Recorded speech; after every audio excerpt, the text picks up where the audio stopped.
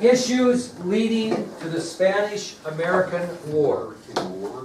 Issues leading to the Spanish-American War.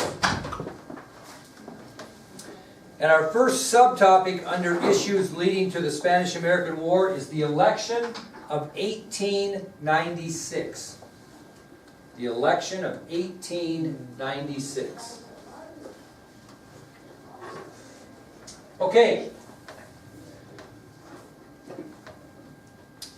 We start with the Republican Party. They chose a fellow by the name of William McKinley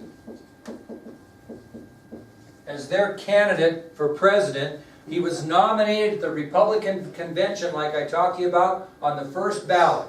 So the Republican Party chose William McKinley as their candidate for the presidency on the first ballot at the Republican convention, which was happening in St. Louis, Missouri.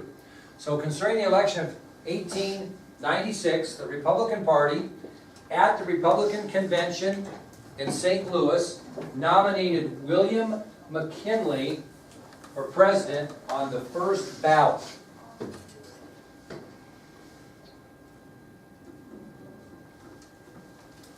Now, McKinley was backed by a millionaire by the name of Marcus Hanna. And Marcus Hanna threw a bunch of money to McKinley in this campaign, hoping that he would win the presidency. So, William McKinley was financed by a millionaire by the name of Marcus Hanna.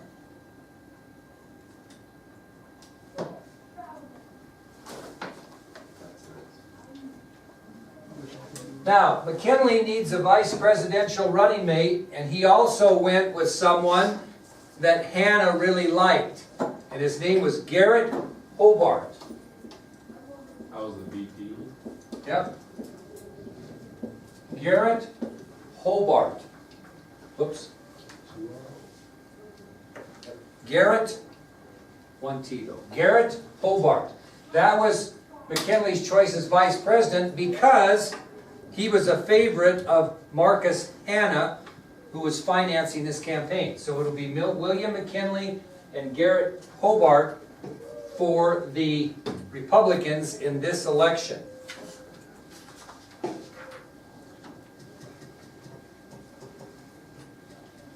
Okay? The Democrats had their national convention in Chicago. And they nominated a guy by the name of William Jennings Bryant. Excuse me, not Tim. Bryan as their candidate. William Jennings Bryan would be the candidate for the Democratic Party. He was a congressman from Nebraska, which means he was in the House or Senate. Congressman. If he was a senator, if he was in the Senate, he'd be a senator, right? He's a congressman, he's in the House. So he's a member of the House of Representatives from Nebraska, and at the Democratic National Convention in Chicago, the Democrats chose William Jennings Bryan, a congressman from Nebraska, as their presidential running mate. At the time he was nominated, he was only 36 years old. So if elected, by far, would have been the youngest president ever elected. Yes? You have to be a certain age to run for president. You do, 35. He was 36 years old. Okay, very young. Where did they set that age? That was what Congress did many years ago. And why? They thought that was a Mature number. Yeah, there we go. The man that he chose as his running mate was Arthur Sewell. Arthur Sewell. Okay? So, for the Republicans, we got William McKinley and Garrett Hobart. For the Democrats, we've got William Jennings Bryan and Arthur Sewell. Who's still in the picture maybe here, if you think about our last election? Who's still in the picture? What party? The radical. Henry Ford? No, what was the name of the party? It was in the last election. Populist Party. So the Populist Party is also going to nominate a president. And they also nominated William Jennings Bryan. But their choice for vice president was different. So the Populist Party also nominated William Jennings Bryan. But the man that they nominated for the vice presidency was Tom Watson. So for the Populist Party, it will be William Jennings Bryan for the presidency and Tom Watson for the vice presidency. So we got three parties running in the election of 1896. Two of the parties have the same presidential candidate, the Democrats and the Populists. The Populist Party chooses Tom Watson as the vice presidential candidate. The Democratic Party chose Arthur Sewell for the vice presidency. And the Republicans are going with who? William McKinley and Garrett Hobart. No. Okay? Messed that up. Okay, well when the smoke cleared, McKinley had 271 electoral votes to Bryan's 176. And with McKinley's 271 electoral votes, he becomes the nation's 25th president. And here he is, right here. 25th. So let's look at this. What was Lincoln? 16th, right? Now pay attention. 16, 17, 18, 19, 20, 21, 22, 23, 24, 25. Okay? So what was Garfield? The 24th and the 22nd. Or not Garfield, Cleveland. He was the 24th and the 22nd. He was both. Okay? All right. Now, the Populist Party disintegrated after the election of 1896. Okay? That disintegrated. So we're back to Democrats and Republicans. Okay? That'll take us then to our next subtopic, which is the Spanish-American War. Mr. Drew, just because I'm curious. Yeah. You said yesterday that Garfield was elected twice, right? No, Cleveland. Go over Sorry. Cleveland. Yeah. Well, I said that, yeah. Could that happen, like, say, a president, like, say Obama didn't go for a second term like he did. He drops out and everything, but then he comes back maybe the year after and tries to run again. Could he do that? Or He could do it if he was elected once, was not elected, could be elected again, but if Obama serves 2 terms, could he take a term off and come back? No. Because that the 24th Amendment of the Constitution limits it to 2 terms. Did Washington want to do that? He What's wanted to start that, or? I'm not sure. That happened late. Eisenhower was the first one affected by it. You gotta remember Franklin Roosevelt was elected to 4 consecutive terms. 4. And if we didn't have this term limit now, whether you like him or not, I think Bill Clinton could have been elected at least 3, and maybe 4. His approval rating when he left office was like 78%. Okay. So, I mean, you're limited by that. But anyway. Okay, we're gonna go on to the Spanish-American War, okay? And the first kind of subtopic under the Spanish-American War is going to be trouble in Cuba. Oh. Yay, Cuba. Trouble in Cuba. I heard on the radio that Cuba just came off our terrorism lists. Yeah, well, you know the story of Cuba. We could talk about that in a minute. We had poor relations with Cuba clear back to the Cold War, 50s and 60s, because Cuba was communist, supported by Russia, 90 miles from Key West, Florida. So we, starting at that point, we put an embargo on all their goods and had a very poor relationship with Cuba, completely due to Fidel Castro years. Tried to assassinate Castro, didn't work so good. Castro lived through I don't know how many presidents, Eisenhower, Kennedy, Johnson, all the way up to the present. He just retired about a little over a year or so ago. And we've never had good relations with Cuba. Castro's still alive, isn't he? Oh, absolutely. His brother rules the country now. I'll go with that. But the point made is that we've never had good relationships with Cuba because of their communist beliefs. That has eased some since Russia kind of went away from that. But still, we don't like Cuba.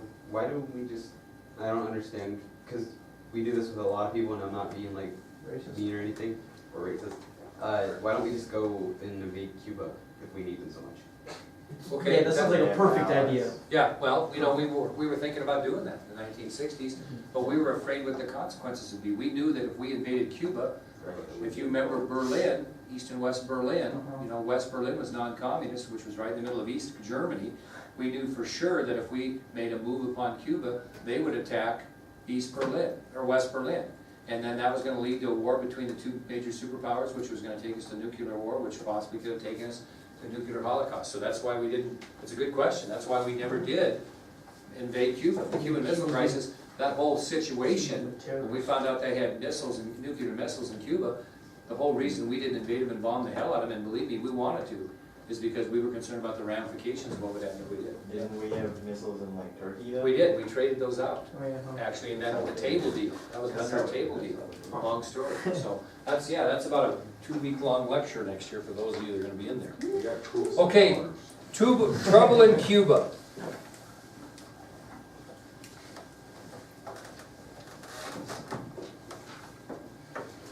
Okay, who had control of Cuba before Cuba had control of themselves?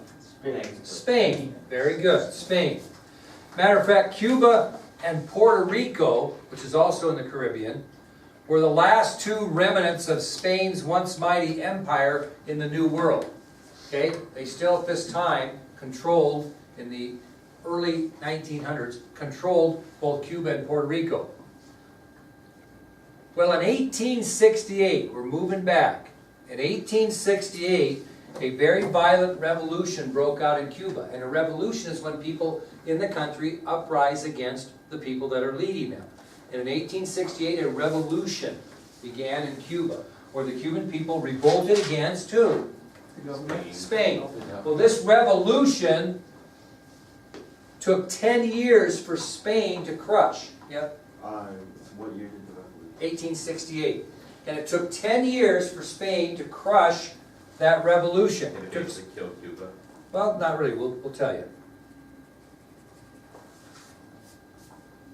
Well, what happens normally? Happens Civil War. What happens after you knock down the revolution? What happened after we knocked down the revolution by the Southerners in the Civil War? Did we treat them very well afterwards? No. No. Remember, the radical Republicans wanted to crush them, wanted to make them pay. Well, the same thing kind of happened. What happened to those Cubans after that revolution was crushed is they treated them terribly. They made them work at starvation wages, were extremely wealthy landowners. Okay? And that went on for a period of time from about the first revolt went from 1868 to 1878. In 1878, they continued to treat the Cubans poorly, and so they had another revolt in 1895. So we had a revolt from 1868 to 1878. Spain got the Cubans under control, started treating them terribly, basically starved them out, didn't pay them hardly anything, worked for wealthy landowners. After a period of time, again in 1895, the Cubans got sick of that and revolted again.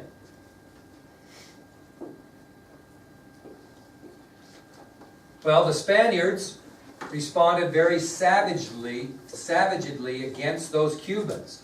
And many Cubans were put into concentration camps. They were treated horribly after this uprising. And Mexico comes and helps them. I'm just guessing, I have no idea. Well, Hispanic Americans, he's partially right, started really feeling sorry for these Cubans because they were treated so poorly. So who did they turn to? Mexico.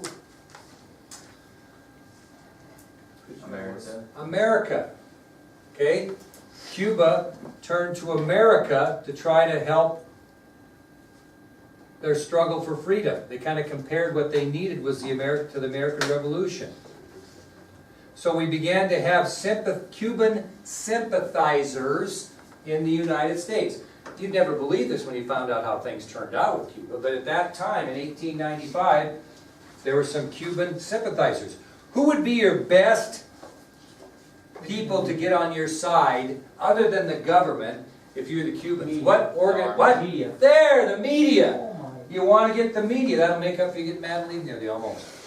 So American newspapers really began to sympathize with these Cubans. Two newspapers in particular, the New York Journal. It's not the New York Times yet? Nope. Obviously.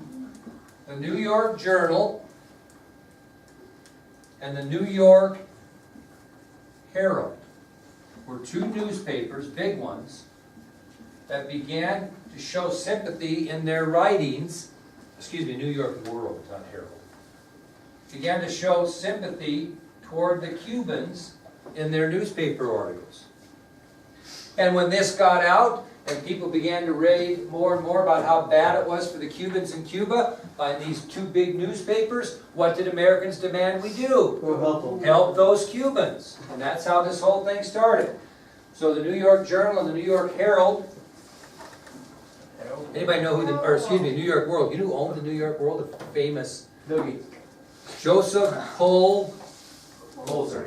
Yeah, Joseph Pulitzer actually owned the New York World. Well, many people in the United States insisted that America had the moral responsibility of restoring order in Cuba.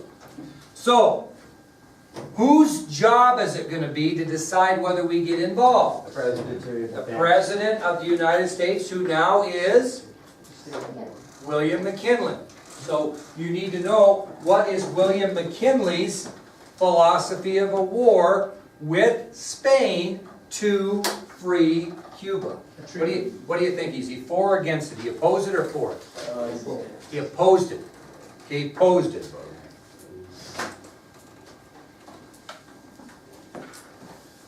Well, guess who got involved when they found out the president opposed it? Congress. The media. And on February 9th, 1898, American newspapers headlined a letter that was written by the Spanish minister to the United States. Okay, bear with me. On February 9th, 1898, major newspapers across the country headlined in their paper that day a letter that was written by the Spanish minister to the United States. That's a guy that represents Spain. It's like the American ambassador to England. Okay?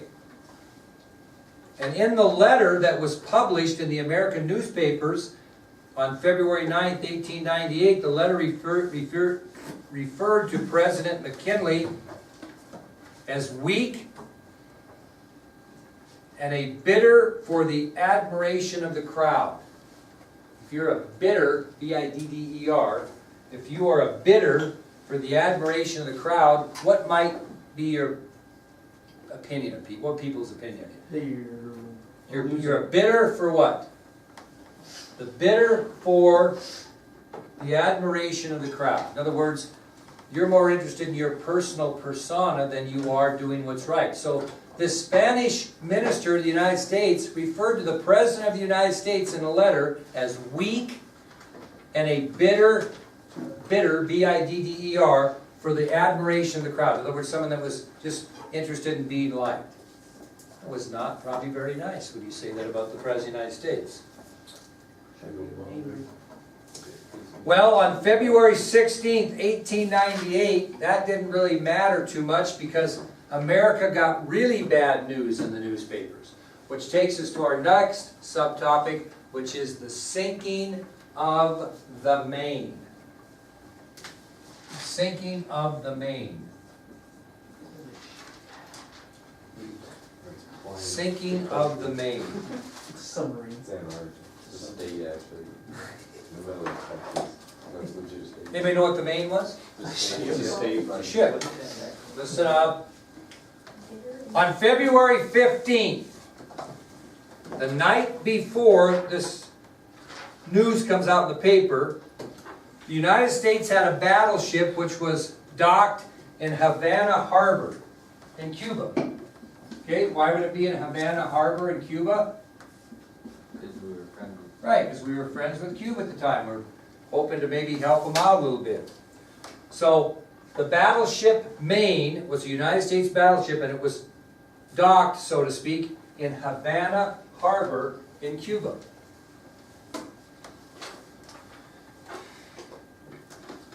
Why was the battleship sent there?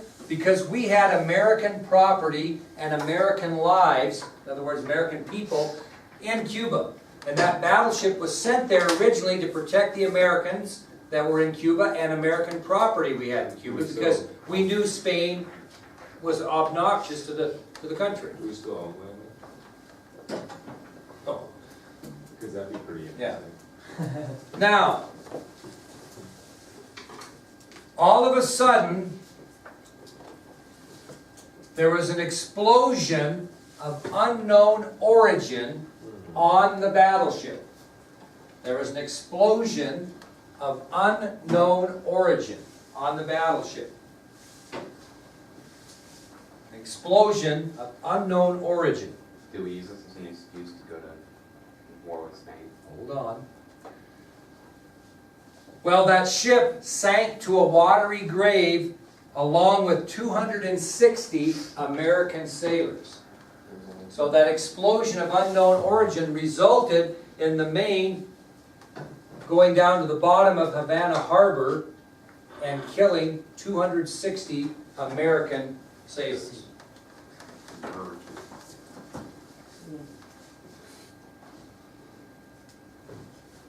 Well, what are you going to do? Would the captain of the Maine state after this happened, who actually survived? Shit. We better hold our public opinion until we find out what happened. We need to investigate this. However, many Americans were demanding for war, chanting the famous line, "Remember the Maine," just like we had "Remember the Alamo." Okay, so pressure now is going to mount on President McKinley because of the sinking of the Maine. And when I take my kids to Washington, D.C., we are leaving a week from Sunday. We'll go to Arlington National Cemetery, and the mast from the Battleship Maine is on display in Arlington Cemetery. The mast.